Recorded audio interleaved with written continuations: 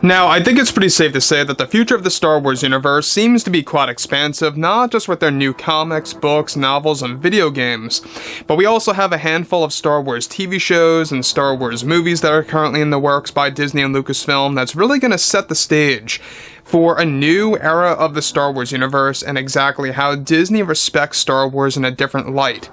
This is Mike Zero. Make sure to subscribe if you are new to the channel for future Star Wars updates. Also, by the way guys, make sure to drop a thumbs up on this video to support the channel. I thank you also very much for the kind support. It is greatly appreciated. Now, one thing about the new Star Wars universe is that a lot of fans around the globe have been very much invested in what FAVREAU and Filoni are currently developing, along, of course, with the fact that Kathleen Kennedy is losing creative power, bit by bit by Disney executives. We already know that pretty much, she's only involved with half of the Acolyte now. She's still all involved with the Skeleton Crew series, but that's just pretty much it. Now, moving to where we are today. A lot of fans have expressed a lot of criticism about the Kenobi series, without a doubt, ever since it released back in May of this year. Since then, a lot of fans have had issues with that, and where we sit right now is a lot of fans remain very skeptical about anything that's coming out after the Kenobi series. So we have Andor coming out, Bad Batch 2, Tales of the Jedi, as well as Mando 3, Ahsoka next year. So the rest, of course, is for this year, before we move on to other live-action material besides the Andor series. Now, with that being said, however, what's even all the more interesting is exactly what Kathleen Kennedy had to say recently about firing one of the Star Wars writers and creators of the Kenobi TV series and more, and exactly why she did so. So, with The Mandalorian Season 4 now underway by Disney and Lucasfilm, creators John and Dave are beginning to develop new Star Wars TV shows and projects that will be announced at Celebration next year for the fans. However, in a recent interview with Kathleen Kennedy, she went on to admit the truth about firing one of the big Star Wars writers of the Kenobi project.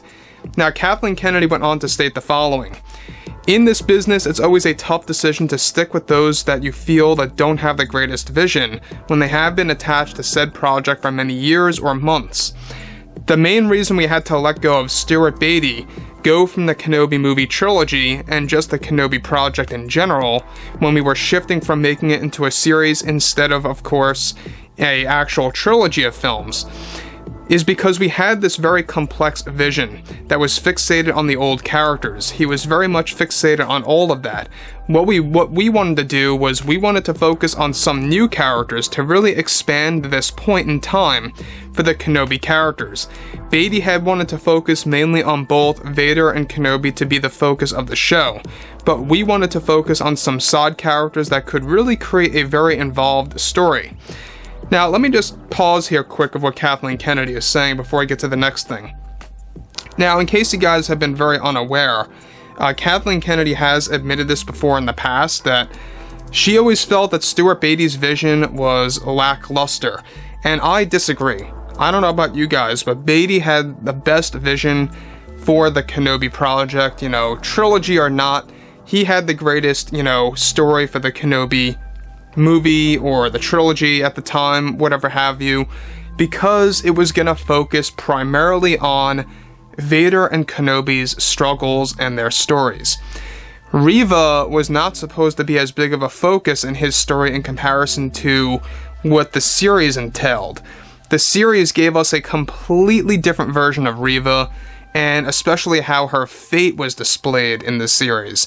Beattie actually wanted Reva to meet her demise by the hands of Vader at the very end of the trilogy. That's what he wanted to do. And in fact, in his trilogy, there were no Inquisitors. In the series, there were Inquisitors, but if you think about it like this, the Inquisitors were thrown in there, but what did they really do? They didn't really do much now, did they? You had the Grand Inquisitor, you had the Fourth Sister, you had the brother in there. They didn't really do much of anything, they really didn't. And they were pretty much just a waste of screen time and served as a backdrop to kind of introduce the third sister, aka Reva, into the story. That's basically what they were used for. So Kathleen Kennedy saying that Beatty's fixation or his obsession with focusing on too much Vader and Kenobi, I think is just inaccurate. The fact that he was, fixated on that is great news. The fact that he wanted to focus on Vader and Kenobi being central to the story is exactly what the fans wanted to see. It's what we were asking for so many years. And we got pretty much, a lackluster, side of that with the series by Kathleen Kennedy. There's no doubt about that. And at the end of the day, when you have Beatty, who was let go and fired from the series because she did not want his vision of the trilogy to remain intact, I think it's just completely wrong. I don't know about you guys, but it just never made sense to me. So moving on to the next thing here, she goes on to say, which is why we wanted to insert Leia into the story to be this strong figure to challenge Kenobi and his limits. We needed somebody like Leia to push Kenobi beyond his limits, to enhance him as a character. With Beatty's vision, he wanted Kenobi to act on his own, and we thought that was a bit unbelievable for the audience. We wanted to really give Kenobi reasons to challenge himself, and since he was spending too much time with Vader and diving too deep into his personal life, we felt it would be best to keep this mysterious for the fans. So once again, Beatty wanted to dive more into Vader's story.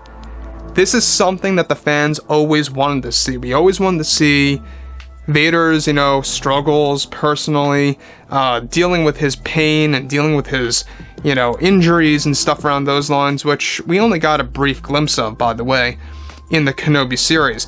Beatty really wanted to dive into that, specifically, extended-wise. He really wanted to give us, what we got in the comics in live-action form. So she goes on to say, it was never our intention to let go of Beatty from the beginning. We just wanted a different vision for the Kenobi series that he did not agree with, that only made different, of course, visions for us very difficult for the Kenobi series that he did not agree with also. But looking back now, we could have used some of his ideas and concepts as we realized that this series that we had developed was not for everybody. So, there you have it again. Kathleen Kennedy admitting that this series is not for everybody. And she also talked about this last week, that they did make some mistakes. They rushed the show. The production went by way too fast. She admitted to this, and I even talked about this a couple of months ago, that I always felt that principal photography moved way too fast. They wrapped up, filming in as little as 3 months. It went that fast. All the preliminary stuff, that doesn't really count. The main stuff, they got that done in 3 months. That's really, really fast. So, here you have it. She's pretty much, laying out the truth as to why she fired Beatty. It all has to do with the fact because Kenobi had a mind of his own, that he was doing things on his own. He didn't need any guidance from Leia or anything like that. He was just able to do what he had to do, and that was it. So, I would like to hear what you guys have to say about Kathleen Kennedy's take on Stuart Beatty's original vision of the Kenobi TV series, or the Kenobi trilogy, if you will, or just the project, and why he did not get involved in the series. So, anyways, guys, drop a comment below. Let me know what you guys have to say about this below in the comments, and if you guys did enjoy the content for today, make sure to drop a thumbs up on this video to support the channel. I thank you all so very much for the kind support, and I'll catch you guys next time.